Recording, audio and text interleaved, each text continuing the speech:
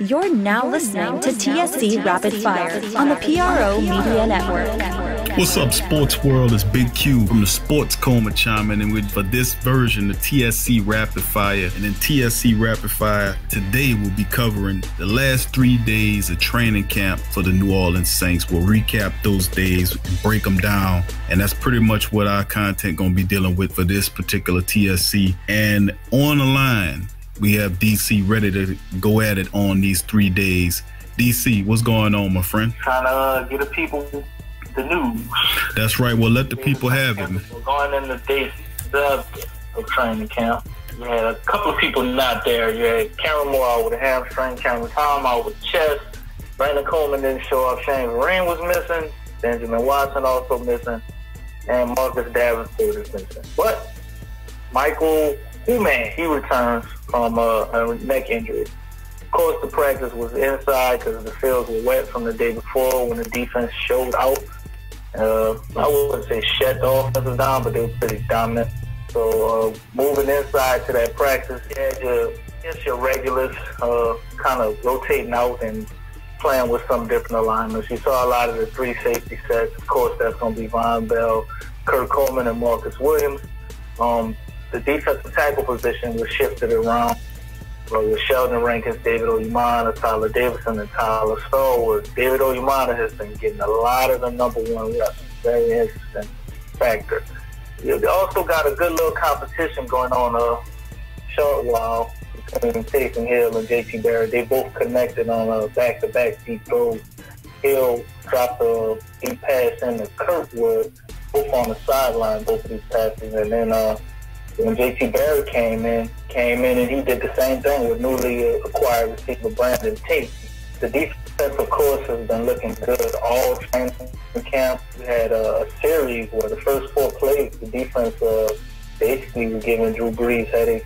A.J. Klein stuff to run. When Kamara, Kurt Coleman, he made a shot at Mark Ingram and stuff to run. Alex Okafor got a sack, and then you had the incompletion to Kamara. So the defense definitely giving a challenge to Drew Brees on day 7. Taysom Hill, he looked pretty good, man. He had that deep pass I just told you about. And he got Cameron Meredith. We had a Cameron Meredith sighting, He's finally doing a little bit out there, covering from that ACL injury. And Taysom Hill also, he broke out the pocket, showing a little bit of athleticism to get that pass to Cameron Meredith. So good to see him back, man, and getting busy. He had a nice over the back shoulder throw, catch. He didn't throw nothing in the quarterback. He had a nice back shoulder catch over T.J. Williams, too, in the one-on-one. So he looked like he's coming along, man. Our running backs are still same old. We don't know what we're going to see there. Terrence West has been real consistent, if you ask me. No big plays, but just very consistent. Also, Jonathan Williams has been doing this thing out there, too. He had some long games in practice.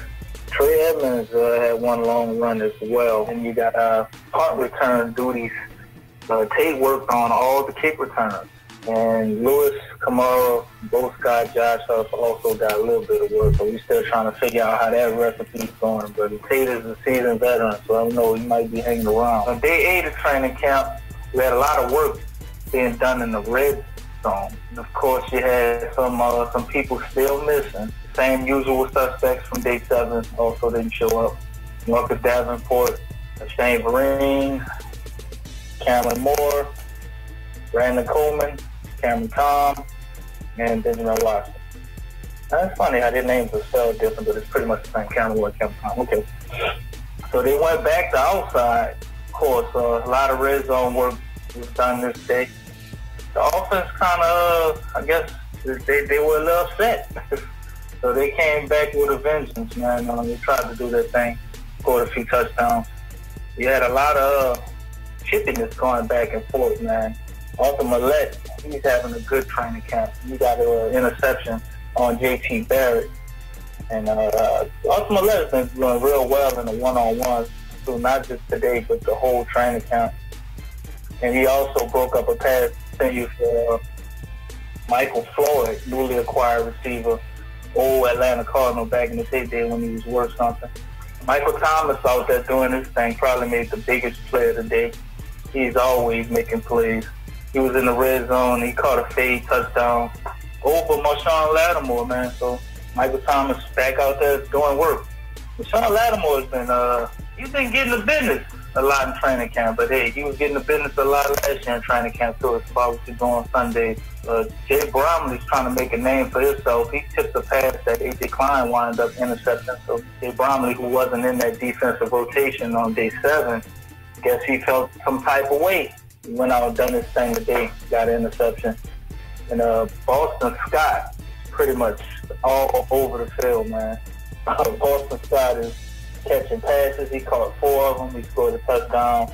He's back there in the kick return duties. He's in the run game. So Boston Scott is all over, and you're seeing him get real active, man. That's your guy, too. And he looks to be the real deal. I mean, he's not throwing anybody away yet, but he's consistently doing work. And shout out to Boston Scott, man. We ain't talk about him a lot. Alex Anzalone is another one. He's constantly breaking up passes. He breaks up about 2 or 3 passes a day. He broke up a pass from Drew Brees in the red zone drill, intended for man. So he shut that down. And then 7-on-7s, he intercepted the pass. So shout out to Alex Anzalone. Him and Demario Davis will make a hell of a time.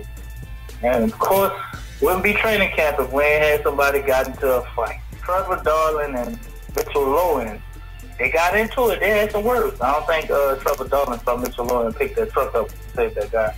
Good luck with that one. I don't know how that would have really turned out if they would have let him really get into it. But Mitchell Lowen also had a sack, so he comes back and he's doing his thing back in the injury. He made the team last year, and he's looking to make it again this year. So that'll be all for day 8. Moving on to day 9. Day 9, I would say the guy that caught my eye today, yesterday, pretty much the offense, to me, it wasn't anybody in particular. Boston Scott was all around. Michael Thomas made a big play, but it's red zone drills. Day 9, though, Alex Okafor, he had about 3 sacks or so today. But let me go over and let you know who actually showed up. If you had Benjamin Watson, who didn't show up. So hey, all the people who wasn't there, y'all could assume everybody else was. Tight end, Jared Griffin is also not there. Cameron Thomas still out. He's got a shoulder injury. I guess it moved from chest to shoulder. Cameron Moore still out with the hamstring. Brandon Coleman. Defensive back J.T. Gray is also missing. Marcus Davenport is still out. Cameron Meredith, after doing a little work yesterday, he had to sit out. That's his ACL, not to push himself a little too hard. And I said Benjamin Watson, right? I don't know. If I didn't, y'all know he wasn't there either. So they did some more red zone work on Friday, but they get back to the regular thing today. And Alex Okafor, man, I mean, he just was consistently in the backfield all day. He had a sack, 2 pressures. I mean, you could call it 3 sacks without saying basically sacks. They just didn't count them. They let the play kind of continue. So he looks good, man. He looks to be back to himself. Marcus Williams, he broke up 2 passes, kind of did his thing as usual. I mean, he's been making plays the whole training camp. Dan Arnold, a guy who none of us have seen coming, a converted wide receiver to tight end from last year that we actually had on our team that they let bulk up. He's been making plays consistently, man.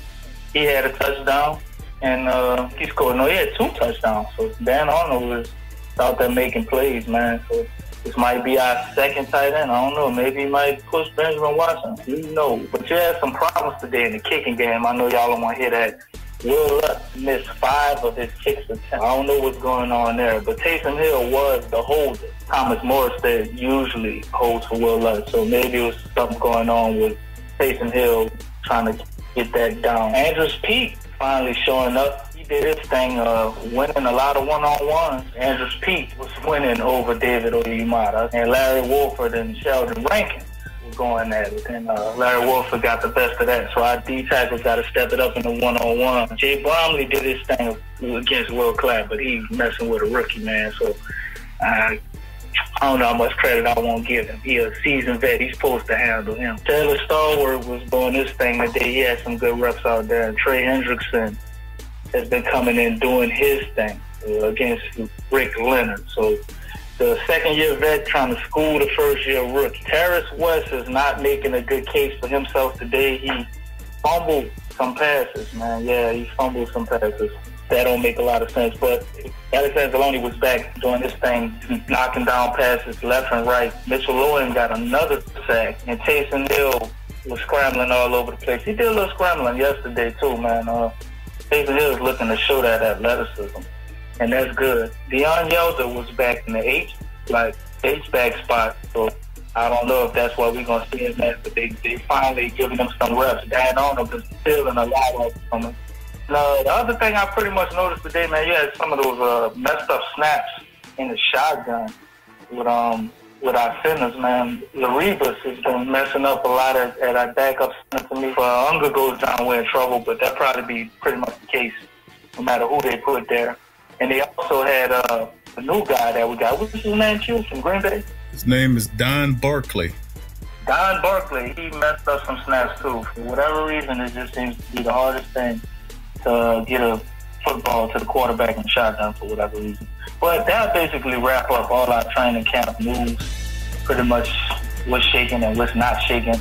Everything seems to be going on pretty steady. The offense is kind of doing their thing a little bit. The defense, I would say, is winning training camp at this point right now, and that's what you want. And also, to add on that, DC, of course, mentioned the signings of Brandon Tate, Michael Floyd. Tate looking to make an impression on the team as a kick returner and punt returner.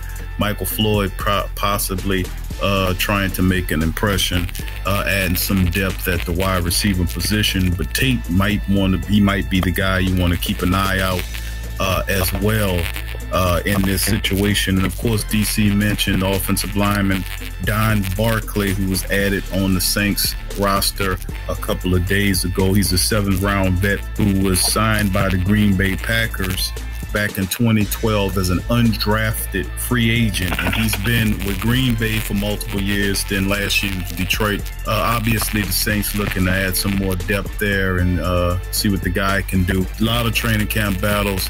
Of course, we at the Sports Coma coming into Saturday and Sunday will have more information on the training camp. So thank y'all for joining us today on the TSC Rapid Fire as always. So be on the lookout for more Saints content, as well as Pelican content and Boxer content as well, coming real soon. So share, subscribe, and like, and thank you for following us here at TSC Rapid Fire. Peace.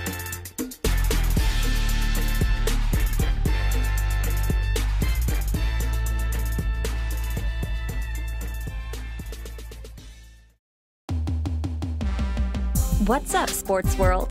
The PRO Media Network is on a mission to reach 10,000 subscribers. So besides our regular programs like the Sports Coma with Big Q and the guys, the Pelican Post Game Report, Rapid Fire TSC, and others, we will be expanding out and offering other content like movie, anime, and gaming reviews for your entertainment. So if you enjoy our content, please donate at our Patreon page. Also subscribe, comment, and share.